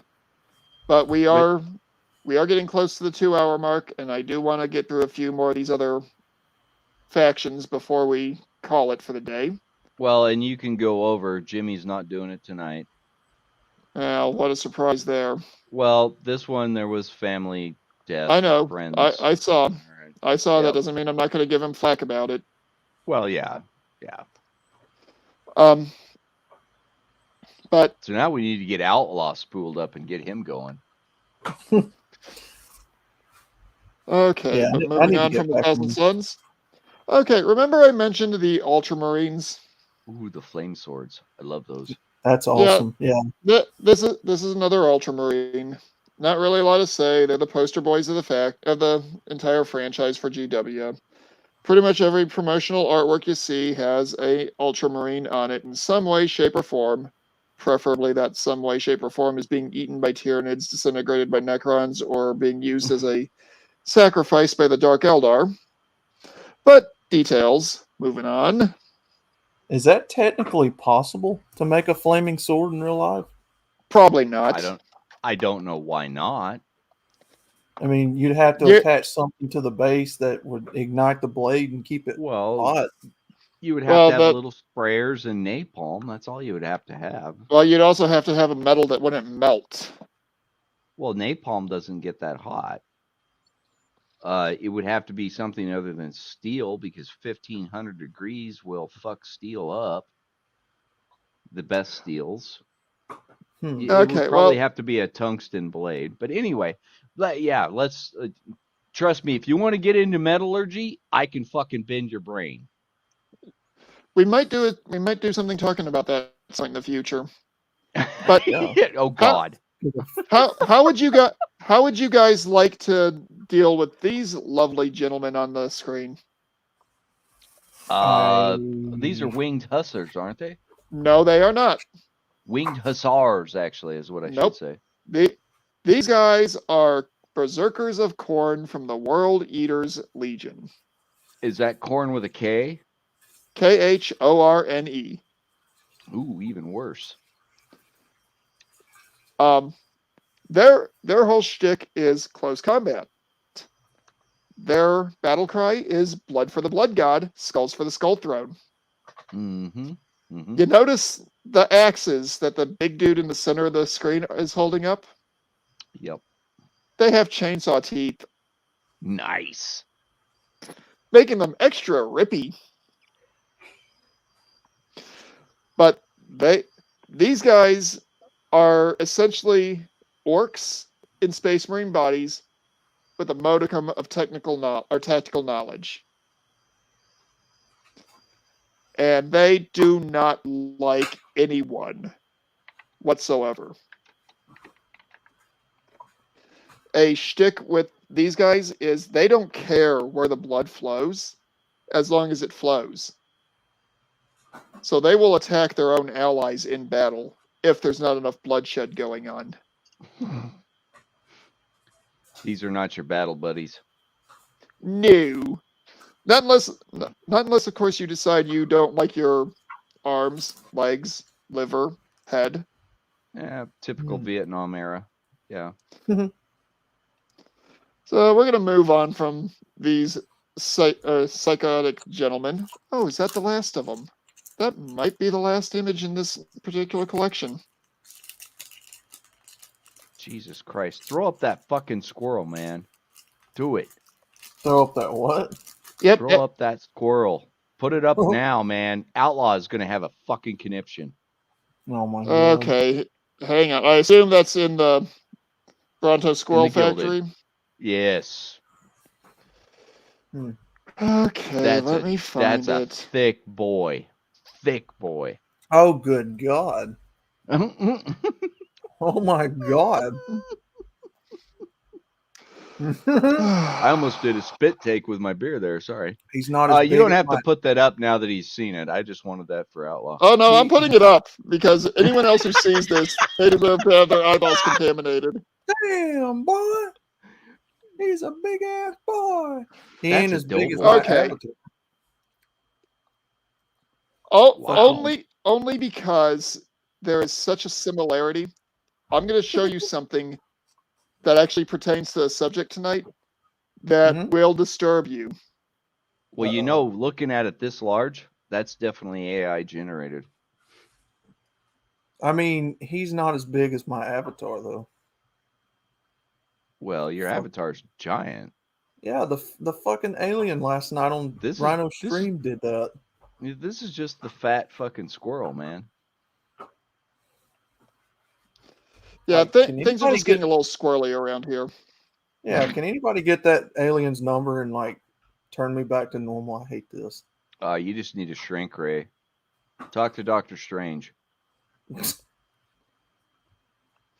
kind of looks like a damn, that squirrel's got some chomps. Dude, I'm telling you, it's AI generated. Look at it. The teeth are wrong. The fur on the back ass with the tail thing is going on. The wisp. Well, Yeah, if I can find the image that I'm hunting for, you'll see why I'm like, oh, this is too messed up. Because there is actually a model that Games Workshop puts out for Warhammer 40k and Age of Sigmar that looks disturbingly similar to this. And my CPU is deciding to go batty. Probably because I've shared so many items on my screen today. What? You're killing your computer? It might be. You guys need to get fucking better machines. God damn it. Well, I bought this computer 5 years ago for use in college. Christ. I That bought should it. have been replaced 2 years ago. Oh, probably, but you know what? It still works for the most part, and I'm not really all that worried about it. I've got a 19, well, no, it's not 19. Well, actually, I do have one of those too. What is it? 2005 laptop that was underpowered to begin with, and I can still run Windows 7 on it. It sucks, but it'll run. Okay. I just found the image. I'm going to get it blown up to the big screen size, and then I'm going to share screen on this. God, And yes, this will be good. it is intended to be disturbing. Is it the nut squirrel from Fark? No, it is not. It is not a squirrel. Mm. It is not a squirrel. Although, when you look at this thing, it's going to look very similar to that image that was just sent to us in Gilded. So, to contaminate you all's eyeballs with one last item before calling the stream for the night, this is a great unclean one of Nurgle. He needs to sew up his guts, man. But is that not disturbingly similar to what you just showed us from the Bronto Squirrel Yes. Factory? Yes. That's the unwounded squirrel with a sword and chains. I don't like what I see. Okay, here's another variant on him. Oh, That's just nasty because it's a mouth with teeth. Yeah, that's Lizzo in 50 years. Oh, fuck, that's Lizzo now. Oh. What are you talking about? Oh, God. She ain't gonna last 50 years. That bitch is in her 20s, if I remember right. She's gonna be dead by the time she's 40. They'll have to cut the wall out to haul out the corpse. Ugh. Okay, now, gentlemen, you saw one thing that was highly, highly disturbing a second ago. Mm-hmm. Someone actually modded the Great Unclean One to make it even worse. Oh, good. Good. I got to see it. I'm about to share it. And everyone else who's a 40K fan, prepare to burn your retinas. Because this is... I have to give the guy who did it credit. He did a good job.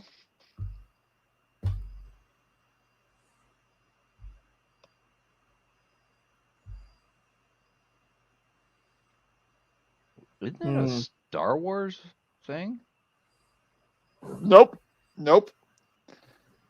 This individual modded. Well, no, it looks like a bipedal Jabba the Hutt. Yeah. Well, that's what the Great Unclean One was based off of.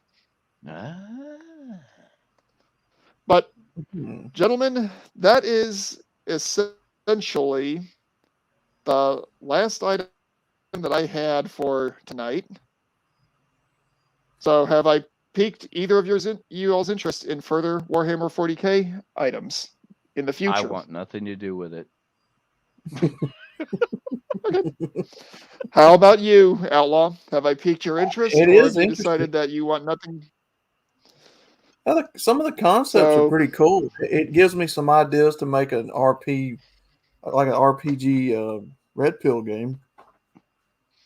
Okay, so I guess at some point in the future you want to talk about any of the battles or any of the named characters from this Nightmare franchise? An RPG Red Pill game? Are you fucking serious? Well, so there's you a demand want for Jabba the Hutt, bitches. Well, there's a demand for Red Pill entertainment anyway. So yeah. Okay, hang on. Before you go completely nuts with laughing, he has a point there.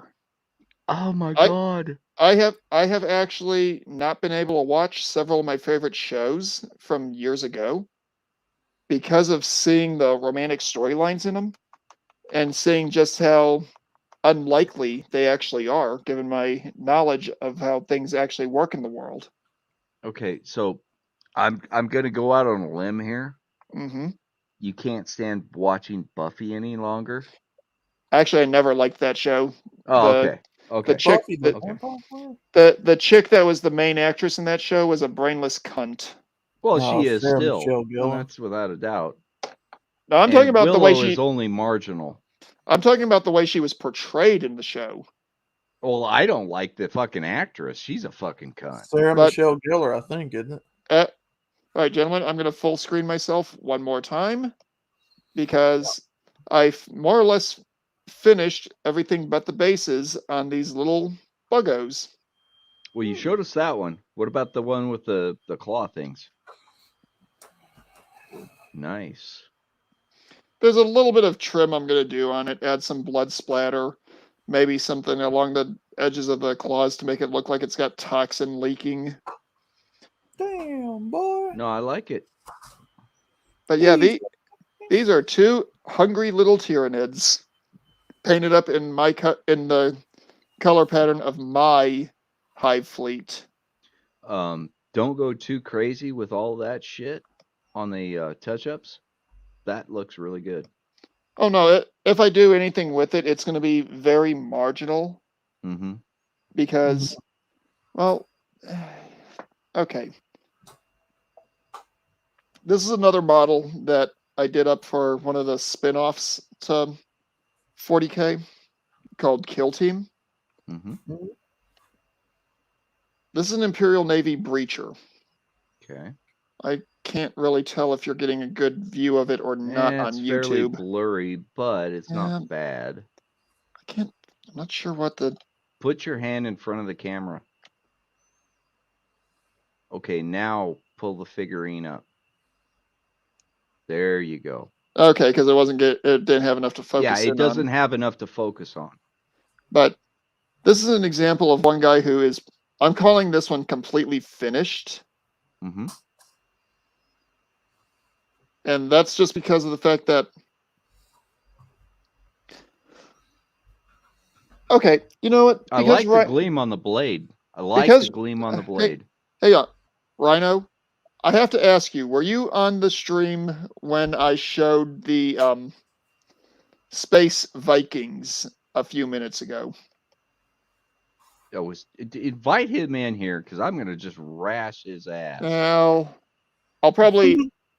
All right, I'm going to go ahead and drop the invite link into the chat. Yeah, because Rhino's too lazy to scroll up, you motherfucker. Anyway. Because we are going to be ending the show here in a couple of minutes. Just go to the after party. We'll all be good. Yeah. All right. There is. Go ahead. I really don't have any final thoughts for this. This was really just intended to give people an intro to the 40K universe and storyline. I think I did that marginally well. My final thoughts would be I appreciate it and I did enjoy it. Okay. This was a good discussion. I don't know if it was something that I will revisit. Fair enough. It will probably be something I'll participate in the future if it is revisited on a stream. Just because this is kind of a fun interaction and we can just geek out and be stupid. Oh, yeah. Oh, and when we start talking about the battles and the wars and such, in it gets a lot more interesting. Sure. Well, yeah, I mean, it's just like the, Lord of the Rings stuff when you want to start breaking down those battles. Yeah, well, it definitely gave me some ideas for the RPG Red Pill game. And go ahead. The thing is I'm going to pick on Lord of the Rings for just half a second here. You can't really talk about the Battle of Gondor without explaining what got the characters to the point where the battle actually had to happen. Right. I could tell you guys, I could literally have done this as an intro, or done this intro show, telling you guys about the Siege of Vrax, a massive 12-year war that the Imperium of Man engaged in. But you all would have no idea who's the Deathcore Krieg. Why is it important that this Cardinal dude decided he wanted to take over this planet?